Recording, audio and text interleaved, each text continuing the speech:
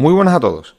Continuamos con el segundo punto del tema nuevo de azar y probabilidad, en el que nos encontramos con la frecuencia y la probabilidad, las definiciones de frecuencia y probabilidad. Aunque esto se ve en cuarto de eso, vamos a repasar los conceptos de nuevo, porque no importa, pasamos por todos ellos de nuevo y ya está. En un principio, la frecuencia absoluta de un suceso, ¿eso qué es lo que quiere decir? Pues es simplemente el número de veces que pasa ese suceso. Tiro un dado al aire y en principio voy a contar solamente como suceso las veces que me salga, por ejemplo, un 3. Pues si tiro el dado 10 veces y me sale 4 veces un 3, pues la frecuencia, en este caso absoluta, del suceso 3, del suceso que me salga un 3, lo vamos a poner por aquí, suceso 3, pues va a ser igual a 4, ¿vale? La frecuencia, digamos que la frecuencia absoluta de 3, en este caso, va a ser 4, que son 4 veces la que me ha salido un 3 cuando he tirado un dado. ¿Y qué es lo que se llama la frecuencia relativa? Pues la frecuencia relativa del suceso S, en este caso, del suceso que salga un 3, va a ser el número de veces que me ha salido el 3, que en este caso es 4, partido de el número de veces que yo he tirado el dado. En este caso serían 10. ¿Vale? Esa sería la frecuencia relativa. La frecuencia relativa siempre va a ser un número que está comprendido entre 0 y 1. ¿Por qué entre 0 y 1? Porque puede ser que yo, al tirar 10 veces el dado, no me salga ninguna un 3. Si no me sale ninguna un 3 será 0 partido por 10. No me ha salido ninguna vez. Lo vamos a poner aquí. 0 partido por 10 si no me sale ninguna. Y esto vale 0. Y el otro caso puede ser que de 10 veces que yo tire el dado me salgan hasta 10 veces. Eso será 10 partido por 10. El número de veces que me ha salido el 3 partido entre el número total de veces que yo he tirado el dado. Y esto vale 1. Por lo tanto, esa frecuencia relativa siempre va a estar entre 0 y 1. Bueno, pues resulta que la frecuencia relativa de un suceso, nos dice en el siguiente apartado, en la ley de los grandes números, lo vamos a poner con la definición que sé que a vosotros nos gusta, pero que la vamos a poner así, se va a entender perfectamente, que cuando nosotros tenemos el límite y el número de sucesos tiende a infinito, es decir, tiramos el dado infinitas veces, pues resulta que el límite de esa frecuencia relativa del suceso S, aquí parecía que era pues 4 partido por 10, o lo que es lo mismo 2 partido por 5, pues ese número tiende siempre a estabilizarse y ese número al que tiende a estabilizarse se le va a llamar probabilidad del suceso S. Si a nosotros nos pidieran cuál es la probabilidad de sacar un 3 cuando yo tiro un dado, pues todo el mundo sabe que si el número de casos posibles, es decir, 1, 2, 3, 4, 5 y 6, son 6 números, en la probabilidad de que me salga un 3, como solamente es un número, será un sexto. Diremos que la probabilidad de 3 es un sexto. Eso lo sabemos de siempre y además nosotros sabemos calcularlo de forma habitual. La ley de los grandes números me dice que si yo tengo un dado y lo tiro 1000 millones de veces, lo tiro tendiendo a infinito, al final la probabilidad, la frecuencia con la que me va a salir tiende siempre a un sexto. ¿De acuerdo? Es decir, cada vez que lo tiro más veces, el número tiende a estabilizarse en un sexto. El número de frecuencia relativa que me sale el número 3 en este caso. ¿Vale? Eso simplemente como información. La probabilidad no es más que el límite de la frecuencia relativa cuando lo tiro muchísimas veces el dado. En el siguiente apartado, en propiedades de las probabilidades, nos vamos a venir a unos axiomas. Los axiomas son verdades que nosotros aceptamos como válidas, independientemente de que se demuestren o no. Los tomamos como principios a partir de los cuales empezamos a crear. Nos dice el primer axioma que cualquiera que sea el suceso S, por ejemplo, que salga un 3, que salga un número par, que salga un número impar o el que sea, siempre su probabilidad es mayor que 0. Ya hemos dicho que está comprendida entre 0 y 1. Por lo tanto, la probabilidad de un suceso S siempre es mayor o igual que 0. Luego, si dos sucesos son incompatibles, como hemos visto antes, A y B, este sería el primer punto. El segundo, si A y B son incompatibles, ya vimos en el apartado, en el vídeo anterior, que dos sucesos incompatibles sería cuando tengo el suceso A y el suceso B y no tengo ningún elemento en común entre ellos dos, ¿vale? Pues si dos sucesos son incompatibles en este caso, la probabilidad de su unión es igual a la suma de las probabilidades. Es decir, si yo quiero hallar la probabilidad de este y además la probabilidad de este, pues es lo mismo, como lo tengo aquí separado, será lo mismo que sumar la probabilidad de A y la probabilidad de B. Entonces diremos que la probabilidad de A unión B, ponemos aquí, probabilidad de A unión B es igual a la probabilidad de A más la probabilidad de B. Esto siempre y cuando A intersección B sea el conjunto vacío. Eso quiere decir que ni A ni B tienen ningún elemento en común. Si yo quiero coger todos los que están en A conjuntamente con los que están en B, resulta que me da el conjunto vacío, no hay ninguno. ¿Vale? Si eso pasa, es decir, si están separados estos dos elementos, vemos que la probabilidad de los dos, pues es la suma de las probabilidades. ¿Vale? Y la probabilidad total, que sería la probabilidad del espacio muestral, tiro un dado y la probabilidad de que me salga 1, 2, 3, 4, 5 o 6. ¿Cuál es la probabilidad de que me salga cualquiera de esos números? Pues la probabilidad evidentemente es 1.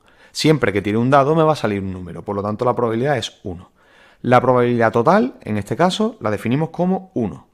Y la probabilidad del suceso nulo sería 0. ¿De acuerdo? La probabilidad de que no pase nada es 0. Seguimos con los teoremas. Ahora pasamos a los teoremas. Yo os animo a que vayáis tomando nota en vuestros apuntes, si los tenéis impresos, y tomando nota en los apuntes de todos los que vamos explicando en la pizarra, porque aquí la pizarra está siempre un poco de forma más desordenada, en los apuntes lo tenéis un poquito mejor.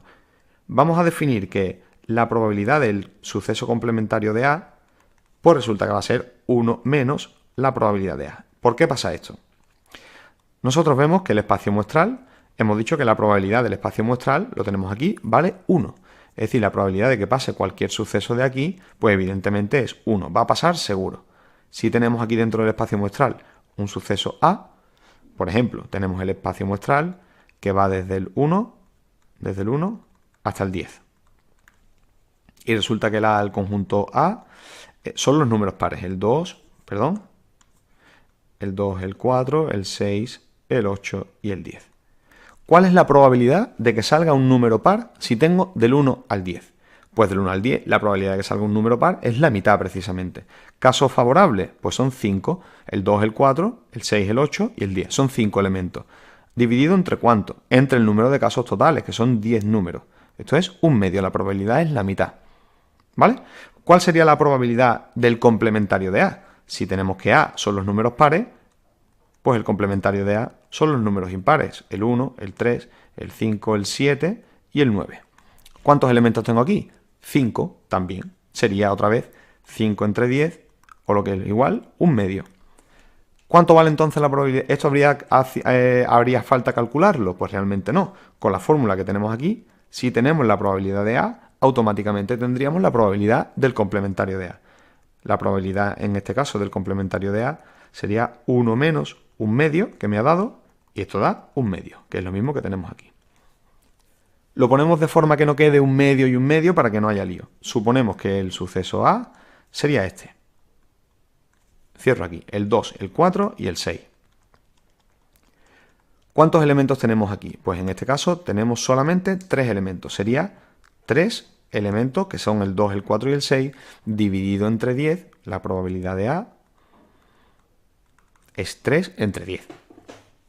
¿Cuál sería entonces la probabilidad del complementario de A? Pues la probabilidad del complementario de A vemos que es 1 menos 3 décimos, que en este caso son 7 décimos. Tiene todo el sentido del mundo. Si tenemos 3 elementos en el conjunto A, el complementario de A tiene los 7 que le faltan hasta llegar al espacio muestral, a los 10. Serían el 1, el 3, el 5, el 7, el 8 y el 9. Y el 10. Son esos 7 elementos. ¿Cuál es la probabilidad de que me salga uno de esos 7 elementos? Pues 7, que son los casos favorables, dividido entre el número total de elementos, que son 10. ¿Vale? Lo podemos calcular por aquí. Luego, la probabilidad, como ya hemos comentado antes, la probabilidad del conjunto nulo, pues evidentemente es 0. ¿Vale? Y si la probabilidad del espacio muestral es 1, la probabilidad del suceso nulo, pues sería 0. En el siguiente, este sería el T2, este sería el T1 de los teoremas. Dentro del T3 tenemos lo siguiente. Me dice que si A está contenido en B, como veíamos al principio, lo dibujo, si A está contenido dentro de B, pues entonces la probabilidad de B es igual a la probabilidad de A, más la probabilidad de B menos A. Gráficamente, esto supone lo siguiente. Si B es el conjunto completo, lo dibujo en verde, la probabilidad de que pase cualquier elemento de B es igual a la probabilidad de A, la dibujo aquí dentro de otro color, rojo, más la probabilidad de que pase el B menos A. ¿Y cuál era el B menos A? B menos A decíamos que eran todos los elementos que estaban en B, pero no estaban en A. En este caso, B menos A, como podemos comprobar, es lo de fuera. Todo lo que está en B, pero no puede estar dentro de A. Sería todo este elemento de aquí. Pues así podéis comprobar que, evidentemente, la superficie que está en verde es igual a la suma de la roja y de la lila. ¿Vale? Así se definiría. En el siguiente teorema, el teorema 4, nos dice que nuevamente, si A está contenido en B, aquí se me olvida ponerlo, A contenido en B. Si A está contenido en B, pues la probabilidad de A es menor o igual a la probabilidad de B. Tiene todo el sentido del mundo que sea menor, por supuesto, menor sí. Tenemos B, tenemos A. La probabilidad de que pase A, pues es menor que la de que pase B. ¿Por qué nos ponen entonces que sea menor o igual? Porque A contenido en B puede ser de la siguiente forma también. Que este sea el conjunto B y justo por encima esté el conjunto A también. Es decir, que A sea igual a B. Si A es igual a B, podemos decir tanto que A está contenido en B como que B está contenido en A. ¿Vale? Por eso nos ponen también el menor o igual. Pero cuantos menos elementos tenga un suceso, en este caso el suceso A, si tiene menos elementos que el suceso B, pues la lógica es pensar que la probabilidad va a ser menor. La probabilidad de que pase A va a ser menor de la que pase B. En el siguiente nos dicen esto, que si conjuntos separados A sub 1, A sub 2, A sub 3 son incompatibles 2 a 2, 2 a 2 significa que cojo el A1 con el A2, lo veo y son incompatibles. Cojo el A1 con el A3, también. El A1 con el A4, también. El A1 con el A5, también. Y voy mezclando todos los conjuntos entre sí y veo que todos son incompatibles. ¿Vale? Si veo que todos son incompatibles entre sí, pues la probabilidad de todos ellos, lo vamos a dibujar gráficamente. Yo creo que se va a entender mejor. Si tengo el espacio muestral y ahora divido todos estos sucesos, por ejemplo, un suceso por aquí, otro suceso por aquí, otro por aquí, otro por aquí y otro por aquí. A este le llamo A1, A2, A3, A4, A5 y A6. ¿Vale? Las líneas que dibujo aquí delimitan perfectamente los conjuntos, es decir, ningún elemento del A5 entraría dentro del A6 y viceversa tampoco. ¿Vale? Pues nos dicen que la probabilidad de la unión de todos esos sucesos, la probabilidad de A1 unión A2 unión hasta el A sub n, siendo n el número que sea, en este caso son 6 los que yo he dibujado, pero pueden ser cualquier otro número. Entonces, como ningún elemento entra de un conjunto o de un suceso en otro, pues esto es lo mismo que decir la probabilidad del primero más la probabilidad del segundo más la probabilidad del último. En este caso de A sub n. ¿De acuerdo? Sería, como son incompatibles entre ellos, no hay ningún elemento que esté en común entre uno y otro, pues tomar las probabilidades de la unión de todos ellos sería tomarlas individualmente. Es como el que hemos visto al principio, como el que vimos aquí, pero con más conjuntos. Simplemente como si pusiéramos aquí pues más conjuntos o más sucesos, ¿vale? En el siguiente, en el teorema 6, nos dice que la probabilidad de A unión B es igual a la probabilidad de A más la probabilidad de B menos la probabilidad de A intersección B. ¿Esto realmente hace falta aprendérselo? Si lo veis gráficamente, yo creo que no. Es muy fácil verlo gráficamente. Nos dicen que si yo tengo dos conjuntos que en un principio no me dicen que sean incompatibles, entonces no puedo suponer que sean incompatibles, los tengo que dibujar solapándose entre sí. Me dicen que la probabilidad de la unión sería lo siguiente, sería la probabilidad de A, es decir, cojo la probabilidad de A, la pongo en verde, más la probabilidad de B, cojo todo el conjunto B. Si cojo la probabilidad de A por un lado, en verde, y cojo la probabilidad de B por otro lado, en rojo, aquí hay una zona que se ha quedado pintada dos veces, que sería esta del centro. Esta la he dibujado dos veces. Si la he dibujado dos veces, tiene sentido que esta zona la quite una vez, solamente una vez para que nos quedemos con toda la probabilidad del conjunto A unión B. ¿vale? Le tendríamos que restar una vez la de la intersección de los elementos que están en común entre A y en B para que nos quede la probabilidad de todo, de la A unión B. ¿Vale? Gráficamente yo creo que se ve bastante mejor. Y por último, en el teorema 7 nos dice lo siguiente, que si el espacio muestral E es finito, es decir, es un conjunto de números y no es infinito, y un suceso cualquiera, el S, tiene los elementos que sean, pues entonces la probabilidad de ese suceso es la suma de todas las probabilidades. Lo ponemos de forma más fácil. Nos dicen que el espacio muestral E es del 1 al 10. Vale, del 1 al 10. Y nos dicen ahora que el apartado A, perdón, el suceso A, es un conjunto de ese espacio muestral. Por ejemplo, los números del 1 al 4. Me lo invento, del 1, 2, 3 y 4. Eso serían los x1, x2, x3, x4, los números que sean. Entonces nos dicen que la probabilidad de A es lo mismo. Si no tengo la probabilidad de A exactamente, la probabilidad de A puedo calcularla sumando la probabilidad de que me salga el 1, de que me salga el 2, perdón, aquí sería un más la probabilidad de 2, más la probabilidad de 3, más la probabilidad de 4. Resumiendo, sería que si tengo un suceso con X elementos, los elementos que sean, pues puedo calcular la probabilidad de ese suceso, sumando el número de probabilidades de cada uno de los elementos de ese suceso. ¿Vale? Si tengo los elementos del 1 al 4, pues sumo la probabilidad de cada uno de ellos. Entonces, si nos venimos al ejercicio resuelto que tenemos ahí abajo, lo vamos explicando.